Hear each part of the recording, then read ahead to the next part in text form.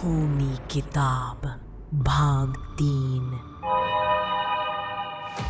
गांव का प्रधान जैसे ही किताब हाथ में लेता है, कमरे की हवा भारी हो जाती है, जैसे कोई अदृश्य ताकत जाग उठी हो। निशा डर के मारे कुछ बोल भी नहीं पाती। शारदा की आत्मा धीरे धीरे पीछे हटती है। उसकी फटी आंखें प्रधान पर ही टिकी हैं, जैसे वो उससे बदला लेना चाहती हो। प्रधान का सच। किताब खोलकर हंसता है। शारदा को मैंने ही मारा था, क्योंकि वह जान गई थी कि इस किताब में कितनी ताकत छुपी है। उसकी आत्मा को मैंने ही इसमें बांधा था। निशा के पैरों तले जमीन खिसक गई। मतलब प्रधान किताब की शक्ति का मालिक बनना चाहता था।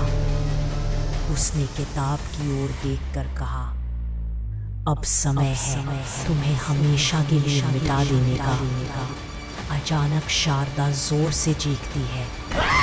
कमरा हिलने लगता है। लाइब्रेरी की पुरानी खिड़कियां जोर जोर से पटकने लगती है। लाल धुआं उठने लगता है। शारदा बोलती है, मेरी कहानी मेरा अंत तय करेगी, तुम नहीं।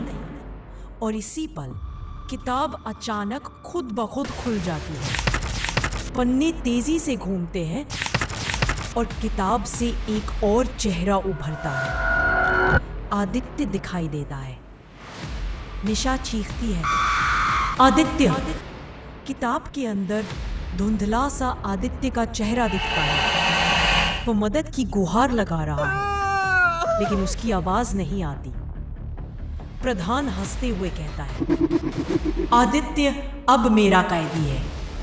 उसने कहानी पूरी नहीं की थी, और जो भी कहानी अधूरी छोड़ता है, उसकी आत्मा किताब के अंदर कैद हो जाती है। निशा की आंखों से आंसू बहने लगते हैं।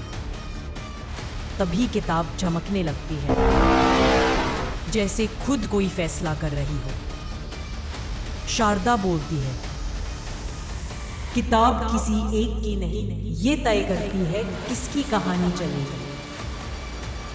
अचानक किताब जमीन से ऊपर उठ जाती है और जोर से बंद हो जाती है।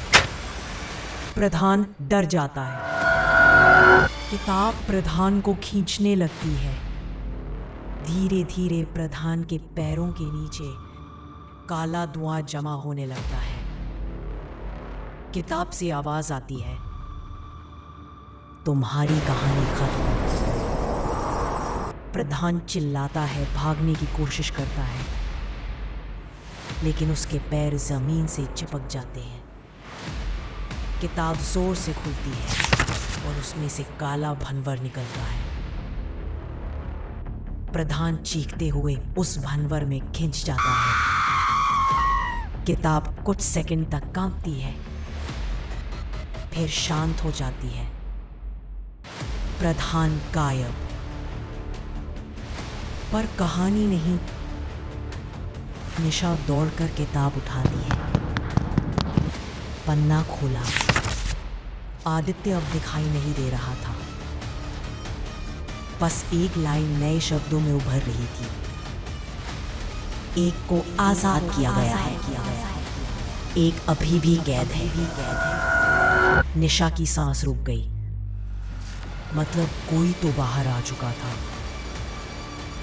शारदा, प्रधान या कोई और। शारदा धुएं में बदलने लगती है। उसका चेहरा अब शांत है। वह धीमी आवाज में कहती है, कहानी अभी खत्म नहीं हुई। आदित्य अभी भी किताब में है। उसे बचाने के लिए तुम्हें अंतिम अध्याय में जाना होगा। और शारदा गायब हो जाती है। किताब धीरे धीरे निशा के हाथों में चमकती है, जैसे उसे बुला रही हो। अगर वीडियो अच्छा लगा तो हमारे चैनल को सब्सक्राइब करें। अच्छा लगा तो हमारे चैनल को सब्सक्राइब करें।